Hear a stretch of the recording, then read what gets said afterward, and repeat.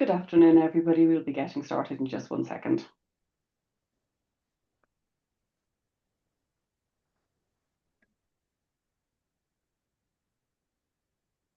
Okay, so conscious of time, so thank you everybody for joining us this afternoon, where we're going to be talking about your members and supporters are mobile, but are they making the most of it? So delighted to be joined today by the British International Golf Greenkeepers Association, which I'm going to refer to as BIGA for going forward because a bit of a mouthful otherwise, and RD Mobile. So just for those of you who are not aware of Hart Square, we are a consultancy practice with over 16 years experience in the sector and very much see ourselves as our critical friend to the clients that we work with. And most importantly, that we don't sell technology, but that we help make it work. And then just very briefly talking about what we do as Hart Square. We work with you at all different stages, right of a project journey, right from strategy, thinking about what it is you need to do, to selecting your technology partners, implementing whatever the technology is, and then at the end, realization to make sure you're getting all the benefits that you hoped to and expected to on the project. So now just to move on to introductions, since I've been doing all the talking so far, I'm Joyce Harman. I'm Head of Client Services at Hart Square, and I'm delighted to be joined by our fabulous speakers today. So, Karen, if you'd like to just briefly introduce yourself. Yes, I'm Karen Hughes and I'm a digital executive. I've worked at Bigger for just coming up to 10 years. Fantastic. Thank you, Karen. And Andreas? Yes, hi Joyce, and hi everybody. Pleasure being on this webinar this afternoon. So I've worked with RD Mobile for a few years, first as a partner and now on the side. And after spending much of my career in hospitality, helping various businesses and brands grow revenue through digital, these days I'm very lucky working with some leading associations such as BIGA in helping them with their digital transformations. Fantastic. Thank you. And Alan? Thank you. Good afternoon, everyone. I'm Alan Prestrello, Managing Director at Hart Square. Perfect. So, Alan, over to you. Thanks, Joyce. So as usual with our webinar series, we like to set the scene before we get into kind of the discussion piece. And so really this session today is all about mobile engagement and really about using mobile as an important and increasingly important way of engaging with your members and donors as they spend more time on mobile devices. You want to engage with them via a channel that's designed to maximize that engagement. So I thought it was a good idea to start actually by referring to some stats from the very helpful RD Mobile State of Mobile in Associations 2023 benchmarking report, which is essentially a report that RD Mobile has run across a very broad number of organizations, associations, and looking at how mobile is used. So first, I thought it was useful to look at just common challenges that were referred to in that report. So number one, 62% of respondents said that communicating value in terms of their membership was the number one challenge that they had. And then looking at things like the classic one that affects everyone in the sector, limited resources. An interesting one that I thought was quite useful to see there, really high, just under 50%, is engaging younger or more diverse members.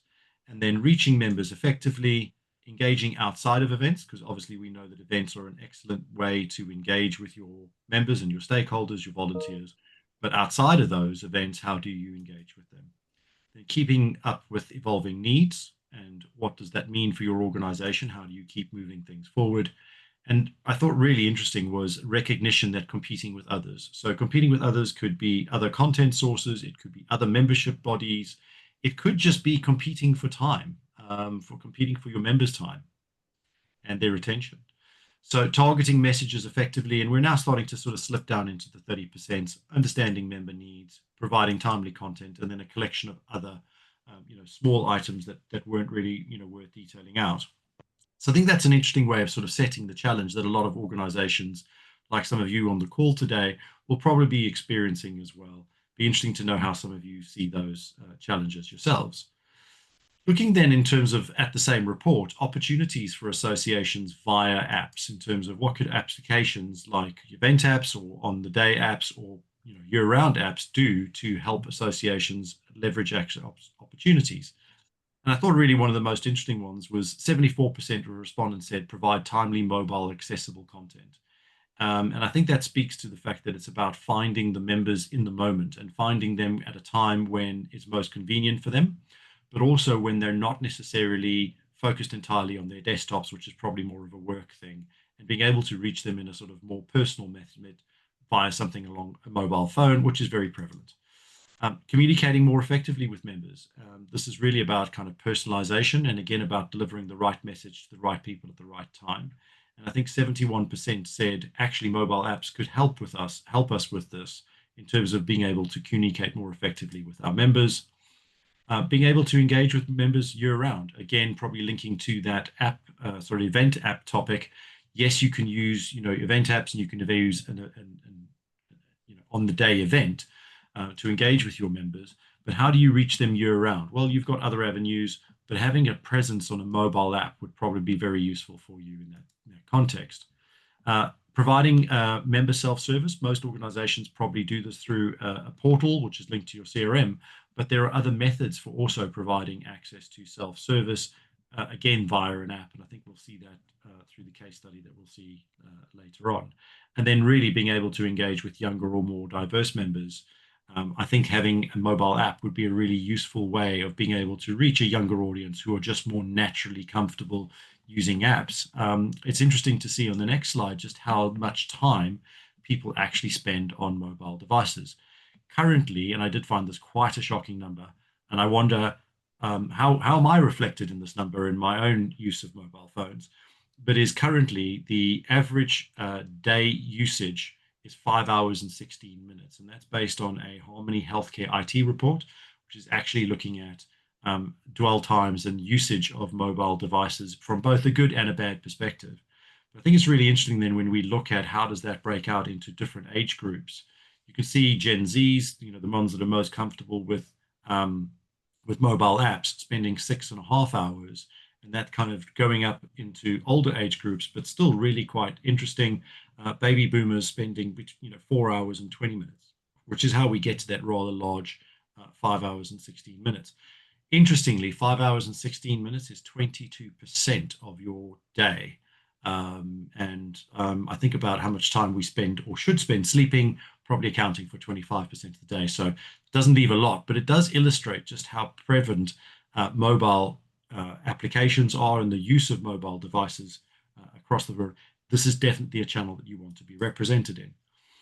Just digging into that a little bit more, I think it was useful to look at in 2025, 35% of all internet global traffic was on desktops. And you can see that has gradually increased over the past 10 years from 35% to almost double at 62% in 10 years. So just to put that number into context, 62% of all the little bits and bytes that traverse the internet are now happening on mobile devices. That's both iPads and iPhones and Android phones, all mobile devices. And the desktop share of that traffic has actually shrunk. It's at times like this that I question, when are we doing work on our desktops? When are people actually finding time to do work? But that's a separate topic for another day. So looking at that, I thought it was useful to then move on to understanding why are mobile devices more engaging? Why are mobile apps more engaging? And what is the reason why we're going to be more naturally inclined to engage with a mobile app as opposed to just a mobile responsive website? So 7 reasons here. Features. You can do a lot more with a native app. We can do things like push notifications. You can do things like biometric logins. So the security on the device in terms of protecting that engagement is a lot stronger, and therefore you're enabling a lot more features. Fundamentally, one of the biggest sort of features that come with mobile devices are kind of all those things, ability to play video natively, ability to do all those things. They're all built into the app experience, and it becomes harder and harder for responsive websites to be able to access those and to exploit all of those features. So the full use of kind of features in terms of engagement are going to be best delivered on the mobile app itself. It's faster. Well-built app will have a lot of the information cached on the device, so that it isn't using a lot of internet traffic to continue going to the central servers and getting that information again and again. You can just access that information as you need it, when you need it on your device. So it does become a faster experience, to be slicker. And let's not forget that you're leveraging all of that local computing power that is on those devices. Convenience. It's really simple to just pick up your phone, quickly find the app that you want to use and go into that app rather than going to a web browser and searching, which probably means it takes you to Google and that will then give you some results and then you can click on it. So it's a much more convenient experience to be able to get access to the information you need. And thinking in terms of kind of very much about the case study that we'll hear from Karen and Andreas shortly is just that ability to have the device in a setting that's accessible and convenient is really important for increasing the usage and therefore the engagement with the audience. Persistence, we've kind of spoken about this already, it's always there. Your app is in your pocket at all times, it's on your desk, it's available within grasp, it's always there, and you can use that persistent nature to kind of remind people to engage with you on more kind of timely basis. User experience is probably the most important one for me. The user experience when you're building out mobile responsive web pages, we all know that those pages need to behave both in a sort of desktop sense where you've got a landscape interface and you've got a wider screen real estate. When you move into the mobile devices, they're a bit smaller, but more importantly, the orientation shifts. It becomes a portrait device and therefore responsive web pages have got to make lots of compromises in terms of how they work. With user experience on a mobile app, you don't have that. You have the native mobile experience. Everything's presented in the correct format and everything's accessible to you as you would expect it. Notifications. Push notifications are hugely useful and important in terms of being able to get your messages out.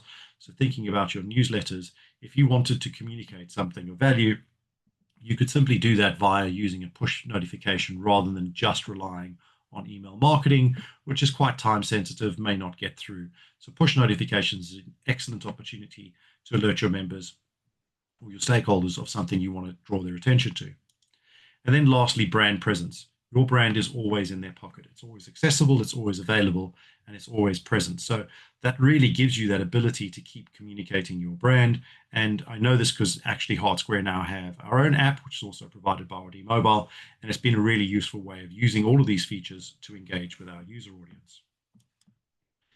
I thought it useful just to wrap up this section with a quote from Wendy Clark, who is the CEO at DDB Worldwide, which is one of the world's largest advertising groups.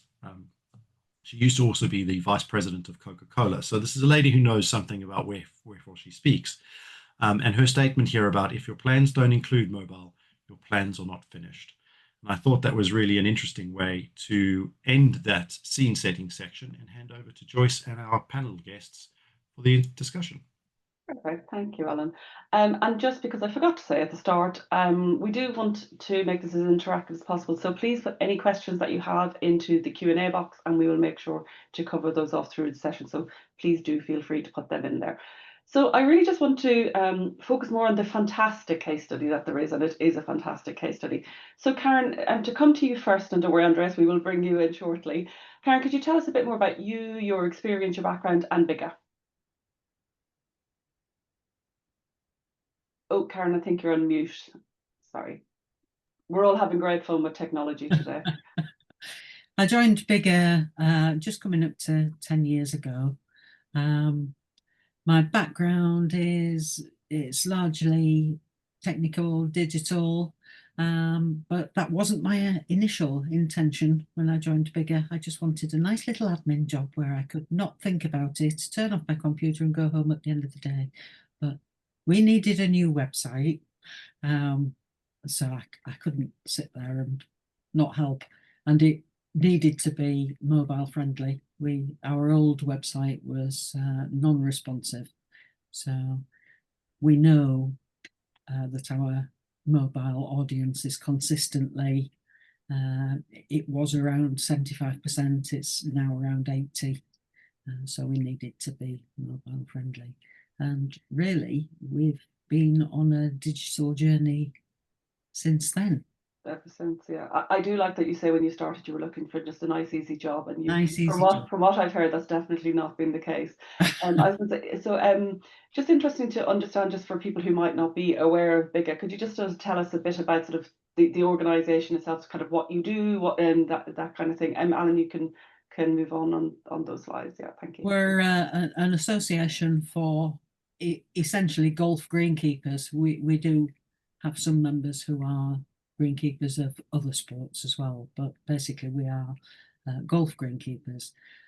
Our core mission is to have our members acknowledged as educated professionals, valued by the sport, recognised leaders in golf course management. Our members don't just cut the grass on golf courses. Yeah, we're professional, valued and connected. That's what we wanted our app to help our members become. Fantastic. So I think at that point, that's where I'm going to bring in Andreas. So yeah, Andreas, can you also tell us a bit about yourself, your background, and then yeah, over to you and Karen to tell us a bit more detail about the case study, because I say it is a really interesting one. Yeah, sure. Of course. Thank you again, Joyce. So, as I mentioned before, I worked for a number of years as a partner of RD Mobile. Now I'm working, directly, as I say, on the inside. So it's been a very interesting journey, and I think Alan gave an excellent pitch as to some of the main products that we offer. That our platform offers. So if we can just progress to the next slide there, I'll talk a little bit about what we do as a company, as RD Mobile. Thank you so much. So RD Mobile is part of Results Direct. So under this brand, under the RD Mobile brand, we've been developing mobile apps, surprise, surprise, for the last 15 years, which is roughly about half of the time of our total existence of about 3 decades. And as Alan was explaining earlier, what we're seeing is really, really very simple now. The digital habits that we all have in our personal lives now set the bar, not just at work, but in our professional lives as well, which includes any sort of professional affiliations, such as our association memberships and so on. So what we're seeing is that association members are expecting the same seamless and consumer-grade experiences that are fast, personalized, and always on. So we know that when you deliver that, you don't just tick the box, but as Alan showed, you really build loyalty and stickiness that then spin a flywheel of engagement, as we put it. Better experiences drive more participation, that drives more value, that brings people and your members back. So we've been lucky enough in those 3 decades or so of our history as a company. If we progress to next slide, we've been working with over 400 world-leading associations. You see some very familiar names here in front of you, especially in the EMEA region. Actually, we've also supported something to the tune of 6,000 plus conferences. So as part of our offering, we also do event apps and as well as member engagement apps, because as we often say, there are only 3 places that your members truly engage, which is on the web, on their phones, or at your events. And broadly speaking, we see that many associations excel at 2 of those, which is, of course, your web and your events, but less so on their phone. So I'm very excited to talk to Karen really for the next maybe 20, 30 minutes or so about this case study and how we help Bigger reach their members through conferences, content, community, and communications. So just before we jump in, I will also mention that RD Mobile and our platform is built deliberately as best in class, as opposed to all in one. So we do year-round member engagement as well as event apps really, really well. But we also recognize that there's a whole wide ecosystem of different tech stacks that associations run, and therefore integrations are paramount in vast majority of cases and for most associations that we work with and partner with. And so at the moment, we support something to the tune of over 100 different integrations, whether it's abstract management, whether it's your CRM, CMS, AMS, you name it. We've probably built an integration or two with some of the platforms. So just wanted to mention this crucial point as well. So yes, that's hopefully that's a clear introduction there, Joyce. Perfect. Yes. No, that's great. Thank you. So I suppose for Andreas and Karen, really sort of over to you to talk through in a bit more detail about about the work that that Bigga has done and developing and getting the app out working and I know there's been some fantastic member engagement on it so far. So yes, so over to you, Andreas. Yes, fantastic. So we see some of the key points of this case study there, but I think it's probably best for you to hear it directly from Karen, who has been leading this project. So if we go over to the next slide, you will be able to see a screenshot of how their year-round member engagement app is currently configured, just to get a little bit of a sense of the UX. But as I said, rather than talking about it, I would love to start by asking Karen a question. We saw in the previous slide as well that you've taken this approach of soft launching your app. So I wanted to start by asking why that approach. Well, it wasn't just a soft launch, it was a collaborative one with our members. So really it was about knowing our audience.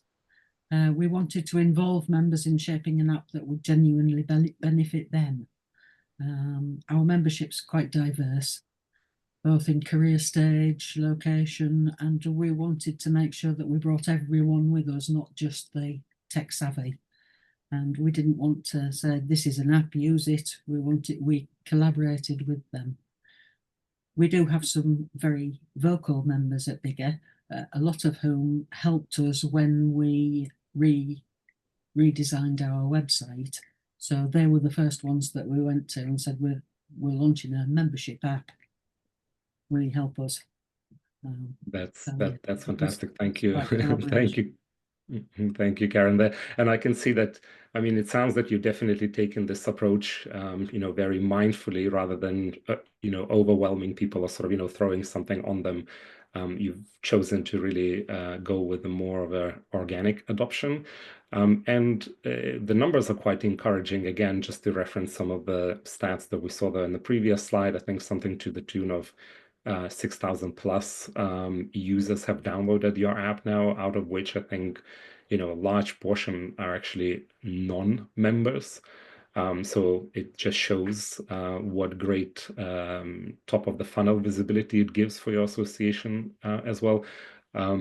What do you think moved the needle on the downloads? Well, initially we launched the membership app ahead of our annual exhibition. We'd previously had exhibition apps where our members and visitors would download the app, and then at the end of the event, that's it, over. So we launched the membership, the year-round app just before our exhibition. So all the people who downloaded that app then kept it, and it began to build over the following years. So that was the first big swing, and we got a good start on our downloads. There's been other things as well that have caused a big swing, like just recently we've introduced the Bigga membership card as visible on the app, which has given us a lot of benefits. One of the sustainability ones is that we've saved a lot on plastic. We were sending out an annual plastic card to all our members, and that's fantastic. It's there on the app. That's fantastic, and yes, I was really impressed seeing those figures that you were able to even sort of quantify the the waste impact on print and the plastic saved of not having to do that anymore. And were there any other practical just purely on savings, Yeah. the postage alone has saved us thousands of pounds. So yeah, and as our members get more and more used to it, there's other additional benefits, how they can update their own profile in the app. So that is something that I was going to ask you as well. So that's a really nice segue to that. So tell us a little bit more about this particular point. So your members can actually go to the app now and update their profiles that then get simultaneously updated in your AMS at the same time, right? Just so that our audiences is clear about how that works. So tell us if we are notified. We like to for some updates in profile, we like to confirm that. Okay. And beyond, I guess, just the convenience for the members, why is that a big deal for you? I think you had some interesting stats also in terms of like the overall time saved by your team and things like I mean, we are a very small team. We've got 6,000 members, but our team is around 24, 25 usually. So our membership team, they like to chat to the members.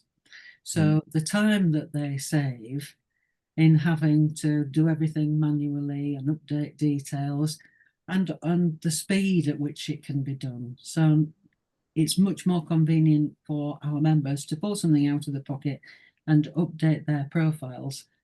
That comes through to us rather than them forgetting to do that until the membership is due. So I think anybody who's ever moved house or changed jobs knows all the domestic admin that's involved in that. So being able to pull your phone out of your pocket and do it there and then it just makes it easier for them. It makes it a lot quicker for us, and it frees up our membership team to have more personal interaction with our members. Yeah, and that's a crucial point that I was going to reference as well is in that, of course, that I'm sure that saved time allows your team to do a lot more exciting things that impact your members on a lot deeper level rather than just sorting out the admin all the time, right? That's right. Yeah. Now, if we could just progress to the next slide there, I think we have some screenshots as well of your sort of news. And then if we go to the next slide, you have alerts there as well. So can you talk to us a little bit about how you use announcements versus alerts? We see you communicating to your members very effectively, having a great rate of engagement with your alerts, reaching the devices and being read. What is your strategy there? Well, announcements we use for news which is interesting to our members. It doesn't necessarily have a national or an international coverage, but it's interesting to our members. So general updates. When we have a new magazine issued, we put an announcement on to say that the new magazine is now available digitally, which is often well before it lands in a print version on the doormat. Alerts are a more sort of time-sensitive, vital update. We use them sparingly. So our members trust them and don't tune out, because I'm sure we've all signed up to something and you get constant notifications and you just turn the notifications off, which would defeat our object of having those as very important, vital communications. Yeah, and that's a great strategy there. Of course, it's not necessarily overwhelming. Yeah, we But save alerts for when they really matter, and the members will then keep listening. Well, and it just goes back to this earlier point that we were making about sort of creating this digital touch point, but also creating a habit, right? So you want people to have that habit of whenever they see an alert, they have this degree of confidence that it's worth opening rather than just another piece of noise that is happening in their life that they will want to block potentially. So I guess taking that approach is Well, definitely... an alert all our members would take notice of is when the wage recommendations by the Committee for Golf Club Salaries is released, that they want that on an alert. Yeah. Well, and I guess that's knowing your audiences, right? So that's knowing what works best for them, and actually talking about this knowledge of your audiences. You were talking about potentially looking at sort of deeper segmentation as the next step that you're planning on doing. Have you started that, and sort of, what is the main driver there? We're in the early stages. We're currently upgrading our CRM, so we're hoping this is going to go hand in hand with that. But so far, we've for our app, we just segment between member and non-member, because as you said earlier, we have a lot of users of the app who are not members. They may be our partners, education supporters, or they may be golfers looking for good tips. But our next step is we want to personalise for the UK and for international members. And I mean, one of the things we'd love to do is reintroduce professional discussion groups through the app that allow targeted engagement by role and private communication as well. We used to do that, but we lost a lot of that to social media. But that's it. The balance is tipping back again, because it's quite difficult to find what you're looking for on social media, because it's so packed with adverts and distractions.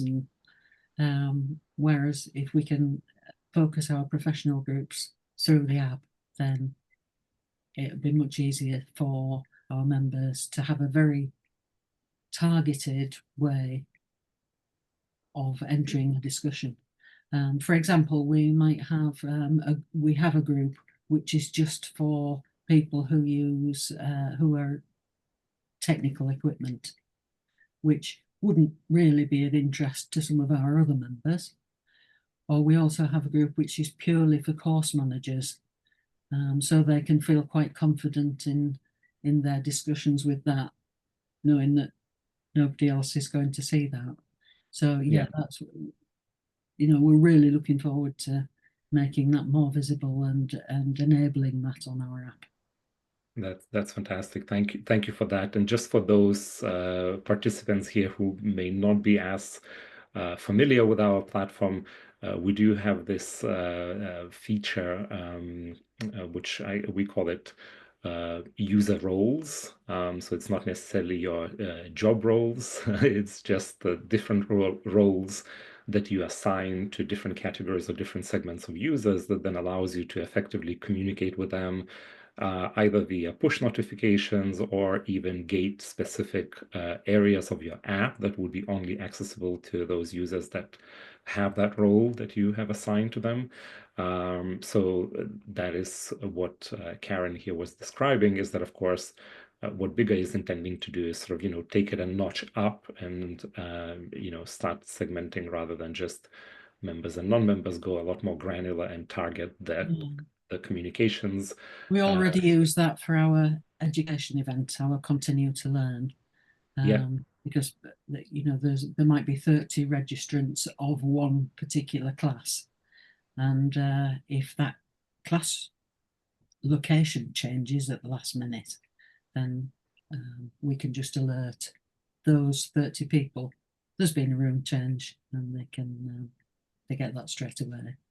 That's a great example and great use of this functionality. But actually, it's also a very nice segue, since you mentioned about your events, and I don't know if we have a screenshot of that, but if we progress, maybe a slide or two.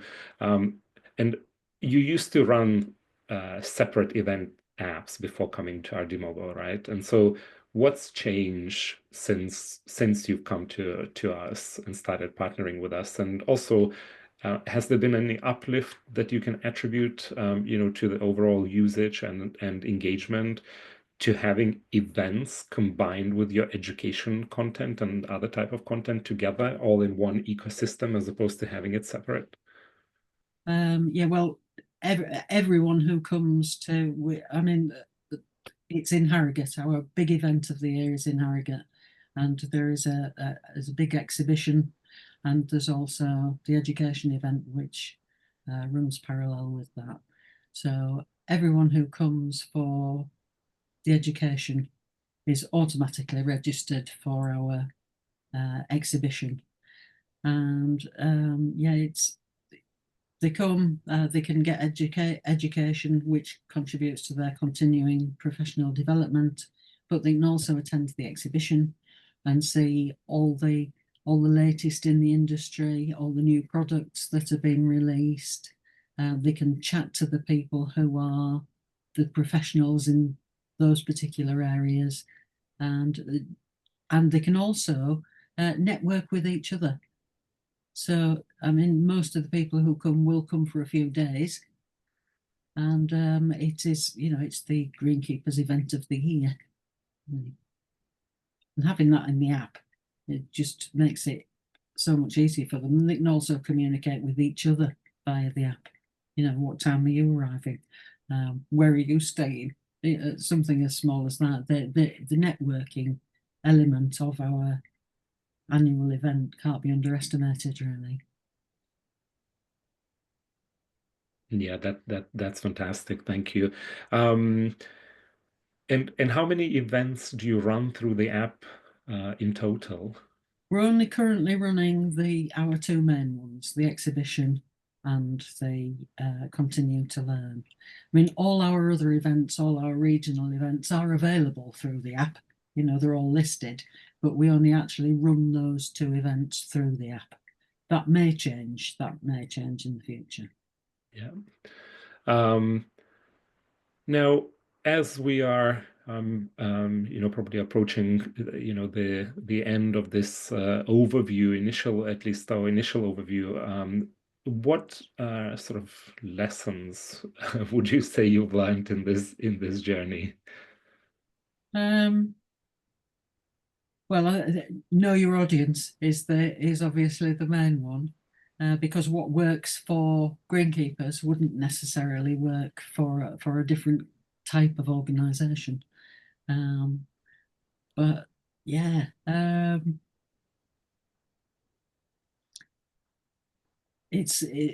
yeah, take your members with you, and Yeah. encourage them from the development stage to be involved, because that way what you decide is their priorities may not be. Yeah. The members will tell you what their priorities are, what they want to see in the app, and don't not just at the development stage, but keep asking. Yeah, that's a great advice, and that's something that we very often, almost always, I would say to anybody starting that journey, is that of course it's not sort of done and forgotten type of exercise. It's a constantly evolving project, right? So your association might take different priorities or different strategies, and the priorities for your members might change as well. And so how you will need to incorporate that into your communications and your content that you're including in the app, that potentially will change as well. So it's a constantly evolving. Yeah, I mean, I think the other thing is, as I said before, we're a very small team. So we like to make sure sustainability matters as much in our communication as it does in greenkeeping. You've got to make sure that whatever you start off with, you've got to be able to sustain that in your communication strategy. Yeah, that's great advice. And before we jump into questions, as I can see there's plenty to cover there and discuss in the Q&A as well. What's been different about the way we've worked together, RD Mobile and Bigger? Well, again, it isn't sort of client and customer. We felt that it's been more a collaboration. I mean, we've as soon as we decided that we were having a year-round app, RD Mobile have given us the framework, but have also listened to what we've asked for, what we've requested. I mean, we at Bigger like to think that we've, some of the things that we've asked for have benefited other organisations as well, because we think we've worked very well together. And there's well-known saying, there's no such thing as a daft idea, and it's just been good in the fact that we've shared information. Often we've said we'd really like to do this, but we're not sure how we can. And yes, it's been a collaboration. So yeah, it's been a good journey. Thank you. Thank you so much, Karen. That's a really great endorsement, and we're incredibly honored to hear that. So hopefully for everybody else here today, we've shown how Bigger was able to put those great practices and wrap them into a year-round mobile app that they deliver to their members, and moved from most importantly from an event week, or one event, into a utility with everyday value for their members. And also Karen has been incredibly insightful in sharing what's worked, what hasn't, and also what Bigger are doing next. So with that, Joyce, we will hand it back over to you. Perfect, thank you. And as I say, yeah, I mean, fantastic things that have been happening there. We do have lots of questions in the Q&A, so I'm going to make sure I leave plenty of time for them. But I just had one or two I just wanted to quickly pick up on before I do that. Emily, I can see you've raised a hand, so if you have a question, if you pop it into the Q&A box, I will make sure that we cover that off. So I suppose, Karen, from your point of view, how much time and effort was needed from Bigger to to design and get the app installed? From a time commitment for you to get the app up and running. Say with you don't have a huge team, so how did that work? We don't have a huge team, but we do work well as a team. So it's very difficult to say, really, because we have a lot of things running concurrently. We've been trying to improve our general communications, and the app is just part of that. And we're trying with constant improvements to our website, because again, we work with our members to make sure that happens. So it's quite difficult to isolate. And I was going to say, how much time precisely it was, yeah. I suppose, Andrews, in sort of your experience of working with clients, I know every project's different, but if you had to sort of give a rough idea of sort of the time commitment needed, to get an app installed, up and running and installed, what would that look like? Or you can equally say, I cannot answer that, Joyce. Well, it very much depends really on what exactly client is looking to, what sort of content they're looking to surface within the app, and what sort of communication structure they're looking to have. But generally speaking, we allow, I would say, probably around 3 months or so for the initial setup, which can be condensed into shorter period of time. And of course, we're able to often shorten that period depending on how ready the client is to move with the whole onboarding process. And it helps if there is a clear vision already from the get-go in terms of what the client is looking to achieve. So that's the initial setup. The ongoing maintenance can be as as little as maybe a day, a month.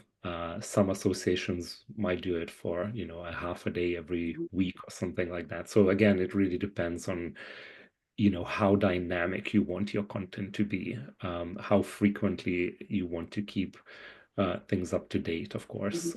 But it's definitely nowhere near kind of a full-time role commitment as some might imagine it, because that's what we get asked sometimes as a question as well. And I know there's a few of those in our Q&A section, but people are sort of often see it almost as, well, this is going to be another CMS, website type project. And of course, the reality is very, very different from that, as I'm sure Karen will attest to as well. So it's nowhere near as labor intensive or time consuming as, your website project is. Really, for most part, is looking at, what kind of content, where does the content currently lives that you want to bring into the app, and then looking at ways of how we will integrate it in the app. No, absolutely. And I think that's the main point. It's nowhere near as daunting as, say, launching a new website or a new CRM or anything like that. Yeah. One really quick question before I move on to the questions, because I say we do have plenty. Karen, because this has been such a successful project and a successful app, what do your members now use the website for, in a sense of, have you found sort of traction with the website has gone down? Because if they're using the app more for key actions, have you found any difference in that? No, not really. No, because we see our app as being a hub for our communications. So it makes accessing the website easier. I mean, it isn't 100% seamless, but it is very good at, I mean, you can access the whole website from the app. Yeah. And certainly as I say, that what our members' priorities are, which are jobs pages, the news, and the events, are all accessible from the app. So yeah, the app is a hub from which the website and our other communications really can be accessed. Yeah, perfect. Okay, so I know we had a quick summary slide, but I think Andreas has kind of covered that already. I'm just conscious of, I want to make sure we get these questions in. So I was going to move into the Q&A, if that's all okay. Shout at me if not. So Karen, question that's come in is, how do you consult your members about what they want from the app? So what consultation did you do? Or Well, would you recommend doing, I suppose? Sort of a two-sided question, really. again, it's how your members hear. Some of them like to talk to you on the phone. Some of them like to fill in the survey. Some of them like to just have their own time to review things and send you an email. You have to really cater for how your members like to communicate with you. But we do have an ongoing tell us anything you want to about the app. Okay. It's on our website. We have recently promoted it on the app again because we've just gone with the membership card on the app. But as I say, we've got quite a diverse member group. So we let them tell us how they want to communicate. Yeah. Yeah, perfect. Another question. I know this was touched on briefly, but I just wanted to sort of add on the rest of it. So do you use push notifications or gamification features? And if so, how do you use them when balancing the risk of becoming intrusive? So I suppose more, yeah, do you do much of gamification on the app currently? We haven't. I mean, we've thought about it, particularly for our event in Harrogate, because that might sit quite well with it. But at the moment, we haven't used that. No. And obviously, Andreas, jump in at any point and anything you wanted to add. I was just going to say on the gamification part that, of course, the best utility for that we're seeing, for now is really during the events, exactly as Karen mentioned. And the way we look at it, of course, is, you will probably never going to be able to please everybody with something, but it's about serving the right audiences, with the right feature or with the right piece of content that they will most engage with. And there is definitely more and more interest.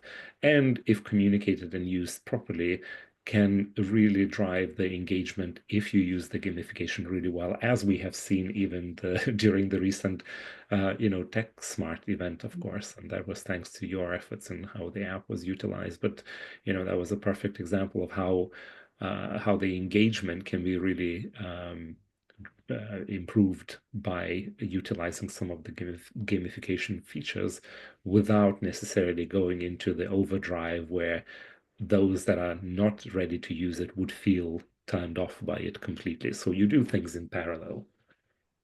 Yeah, completely. And I think particularly, as to say, because we launched some gamification at TechSmart on the apps to say we have our Hart Square app, and it is really interesting the conversations that we were having in advance of saying what can you do, should you do, and I think it'll be an ever sort of expanding area. So it'll be interesting to see, Karen, what you go forward doing and all that kind of stuff, and even ourselves as Hart Square, the app for next year, and developing and all of that. So There's a lot we would still want to do. But we do like to take it a step at a time. Absolutely, which kind of follows on to this other question that's come in, which is talking about time. How long did it take from idea to launch, and were there any major surprises along the way? Do you know what? I can't remember. It seems like a long time ago now. It was 2019, wasn't it? And then we had a bit of a blip in 2020. I wonder why that happened. Yeah, a little blip the world had, yes. But I don't think it was actually that long, was it? I think we were very clear about what it was we wanted to do. And I think RD Mobile were set up and geared towards being able to do that for us. So yeah, I mean, Andreas might well be right. It might have been between 3 and 6 months, I think. Yeah, I feel I'm being mean. I'm testing your memories because I know my memory. Yeah. So another question that's come in. So in terms of managing the app on a day-to-day basis, which team or job roles is responsible for this? And do you have dedicated resources for managing the app? Well, it's been me. But no, I mean, the way we like to organise really is that somebody is responsible and you have backup. So if that responsible person is on holiday or wins the lottery and moves to the Bahamas, then you've got somebody else who can step in. So for all our more technical roles, we like to have somebody who's responsible for it and 2 people who will back them up. Perfect. And that probably doesn't necessarily mean, I imagine, Karen, that one person sort of lifts it all, that it sits on one person's shoulders, because Absolutely this, of not. course, No, has I to mean, be all quite of it is a team. All of it is teamwork. exactly, I mean, exactly, you and have that people needs feeding because into you. So yeah. because there is so many, and that's time and time again when we speak to our current partners and associations that are looking to start their journey, it becomes quite clear quite quickly that there is so much impact across the board and across all functions, from sponsor and non-dues revenues to event registrations to marketing and communication efforts, and recruiting and retaining members in membership team, and so you name it. So it really touches quite a lot of functions. Yeah, perfect. And I am conscious of time, but I just want to get in 1 or 2 more quick questions. So Karen, one for you. Do you have someone moderating the community chat space? And if so, is it very time consuming? That's a very good question, because as I said, that whole area, the group chats, has dropped off, and we are now looking to revive it. But that is something we will definitely have to have in place as a moderator. I mean, they're not an aggressive or rude bunch, the greenkeepers, but you do occasionally get one who may have made an inappropriate comment or something. Yeah. So yeah, having somebody to moderate that is a really good idea. But whenever a comment is made, whoever is responsible for that particular group will get a notification, so they'd see it straight away. Yeah, so at least you can kind of react to it quickly if you need to, I suppose. Yeah. I've got a question for you, Andreas. I don't know if you're going to like me for this one or not. What trends do you see shaping the future of member engagement through mobile? I love this question, so thank you, whoever asked it. So, and I think it really goes back to, some of the points that I was making, earlier when I was talking about RD Mobile and, our mission and what we're doing, is that, there's 2 things there that I would say that, drive those trends and will continue to drive those trends in the future. I mean, first of all, we are moving away from those sort of, objections or those conversations that we used to have at some point in the past of our members are not ready for mobile. Well, frankly, that's, that just doesn't stand any scrutiny anymore, given that, we're seeing smartphone adoption to something to the tune of probably 95% plus across all age groups. So everybody's living their lives on their smartphones and will continue to do so. So this is, of course, a big trend. The second part, of course, is that we have our habits have been, driven largely and supported and I guess, nurtured by a lot of, kind of our what we see in our private lives, in our personal lives, our, engagement with all other brands from, whether it's our travel experience, whether it's shopping, whatever it might be, it's all one-click purchases, easy access on our mobile devices, in our pockets. And so I think we're moving into the era where we communicate our loyalty to our, favorite brands through us embedding their apps onto their mobile devices. That's just, where I would say that's just an evolution where everything is kind of moving and progressing. And there's actually a lot of IT leaders from associations keep telling us that, the vision that,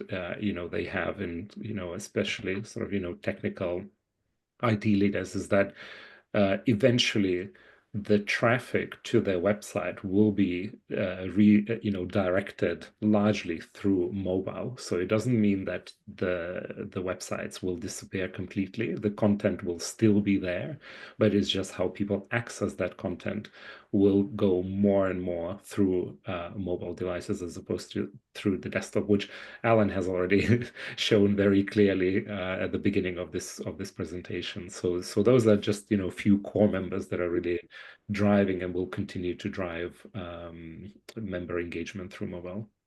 Yeah, and perfectly as you have done, you've actually answered another question that came in about, do we ever see that, websites will kind of go away, or will we see things sort of living by side? So you've answered another question as well. So I'm conscious to make sure that we don't overrun. So we have some questions we haven't answered, but we can follow up and send out the answers to those afterwards. So I'm going to now hand back to Alan. Thank you, Joyce, and thank you to Karen and Andreas for sharing all those wonderful tips and the experience, which I don't know, Karen, if you realize just how valuable all of that is. And I think that's reflected in how many people are asking questions. And so I'm sorry, Karen, but you might have some people reaching out to you on LinkedIn. That's fine. Yeah. But I mean, as far as we're concerned, it's just the beginning, is this. The more we develop our app, love that the more opportunities we'll unlock. So yeah, I think that's the attitude that's kind of needed to go and make it happen. And I love the fact that you didn't sort of leap in. I think we probably did actually. So with our own use of the app, we've tried to do too much, I think, and then realized actually let's just test and see how it goes. So there's some really good feedback in there. Thank you so much for that. For people who may not have realized, I put a link in the resources section for the RD Mobile State of Mobile Benchmarking Report, which has got some useful stats in there. So if people are looking to raise business cases or that sort of thing, do get in touch with us or look at that report just to see if you need some help getting some board level or budgetary approval to embark on your own digital app journey. But yes, thank you to our guests and thank you to Joyce for doing an excellent job once again. And thank you to everyone on the session today for joining us. We do have some other events coming up. Our 26th diary will start becoming published soon, so do keep an eye on that. As Joyce has said, we will send out a recording of today's webinar and some of the questions and answers. And also excellent time, I think, to encourage you all to download the Hart Square app, which is also an RD Mobile Engage Fully app. So if anyone is interested in accessing our year-round content and getting access to some of the past recordings of webinars, our guides, etc., and any news and updates that we provide, please do download the app. And so bringing that to a close on time, thank you very much to everybody for joining us. Please do complete the survey questions when you get a chance. Thank you very much. Thank you. thank you. Thank you. Bye, everyone.